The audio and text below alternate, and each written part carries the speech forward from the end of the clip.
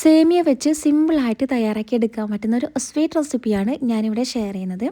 അപ്പോൾ വീഡിയോ ഫുള്ളായിട്ട് തന്നെ കാണാനായിട്ട് നോക്കുക. ഇഷ്ടമായ ലൈക്ക് ചെയ്യാനും ഷെയർ ചെയ്യാനും പിന്നെ സബ്സ്ക്രൈബ് ചെയ്യാനും കൂടി മറക്കല്ലേ. അപ്പോൾ നമുക്ക് ഈ ഒരു മിഠായി എങ്ങനെ തയ്യാറാക്കി എടുക്കുക എന്നുള്ളത് നോക്കാം.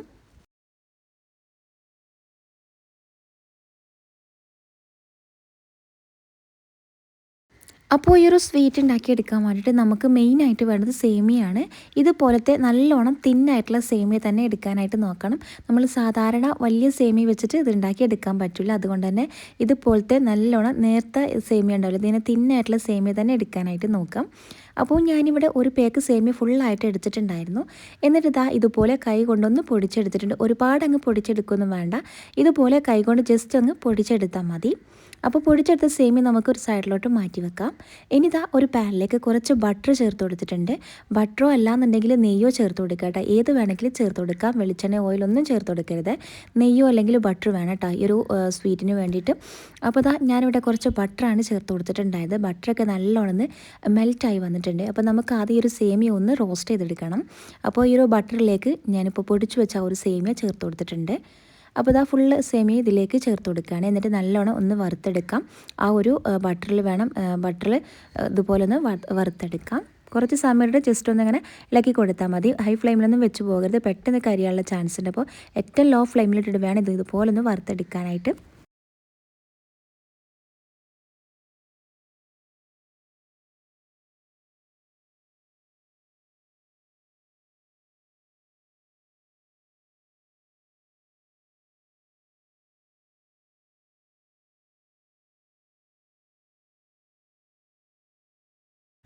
അപ്പോൾ ഇതവിടെ സേമിയൊക്കെ നല്ലോണം റോസ്റ്റ് ചെയ്തെടുത്തിട്ടുണ്ട്. ഇനി നമുക്കതിലേക്ക് ജസ്റ്റ് ഒന്ന് കടിക്കാൻ വേണ്ടിയിട്ട് നട്ട്സ് ചേർത്ത് കൊടുക്കാം.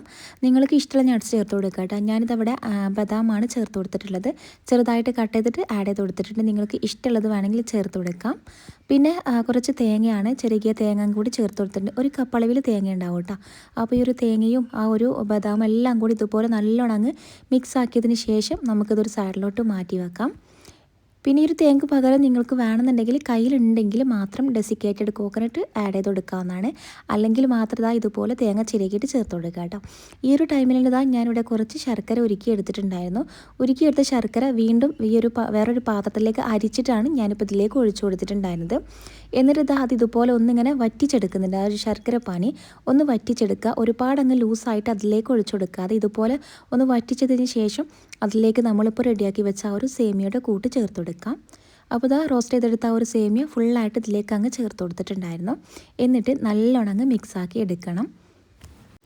അപ്പോൾ സേമിയയും അതുപോലെ തന്നെ ആ ഒരു ശർക്കരപ്പാനി കൂടി ഇതുപോലെ ഒന്ന് മിക്സാക്കി എടുക്കുക. നമുക്ക് ജസ്റ്റ് ഇങ്ങനെ കയ്യിൽ വെച്ചിട്ട് ഇങ്ങനെ ബോൾസ് ആക്കി എടുക്കാൻ പറ്റുന്ന ആ ഒരു രൂപത്തിൽ വേണം കേട്ടോ. അപ്പോൾ ഇതുപോലെ ഇരിക്കും. നമ്മൾ ഒരുപാട് ശർക്കരപ്പാനി ഒരുപാട് അങ്ങ് ഉരുക്കി എടുത്തിട്ട് അതിലേക്ക് ഫുള്ളായിട്ട് ഇട്ട് കൊടുക്കരുത്. അപ്പോൾ ഈ ഒരു സേമിയൊക്കെ പെട്ടെന്ന് ഇങ്ങനെ അതിലിങ്ങനെ കുതിർന്ന് വരും. അപ്പോൾ പിന്നെ നമുക്ക് ആ ഒരു ക്രിസ്പി ആയിട്ടൊന്നും കിട്ടില്ല. അപ്പോൾ അതുകൊണ്ട് തന്നെ ശർക്കരപ്പാനി കുറച്ച് ഉരുക്കിയെടുക്കുക കേട്ടോ.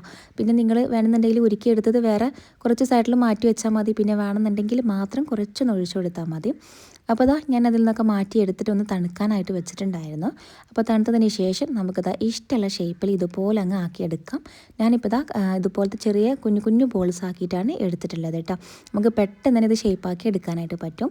അപ്പോൾ നിങ്ങൾക്ക് ഈ ഒരു മൂടിയിൽ അടപ്പൊക്കെ ഉണ്ടാവില്ല, ഇത് പിന്നെ മരുന്നിൻ്റെ മൂടിയോ അങ്ങനെ അല്ലെങ്കിലും വേറെ എന്തെങ്കിലും ഷേപ്പാക്കാൻ പറ്റിയിട്ടുള്ള വേറെ എന്തെങ്കിലും സംഭവം ഉണ്ടെങ്കിൽ അതിലേക്ക് വെച്ചിട്ട് ഷേപ്പാക്കി എടുക്കാവുന്നതാണ്. അപ്പോൾ ഇതുപോലെ നമുക്ക് ബോൾസ് ആക്കി എടുത്തിട്ട് സ്റ്റോർ ചെയ്ത് വെക്കാം കേട്ടോ. എത്ര ദിവസം വേണമെങ്കിലും പുറത്ത് തന്നെ നമുക്ക് സ്റ്റോർ ചെയ്ത് വെക്കാവുന്നതാണ്.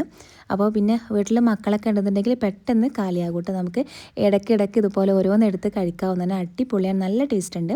അപ്പോൾ വീട്ടിൽ എപ്പോഴുള്ള ചേരുവ മാത്രം മതി. അപ്പോൾ എന്തായാലും തയ്യാറാക്കി നോക്കുക. എന്നിട്ട് ഫീഡ്ബാക്ക് അറിയിക്കാനും കൂടി മറക്കല്ലേ.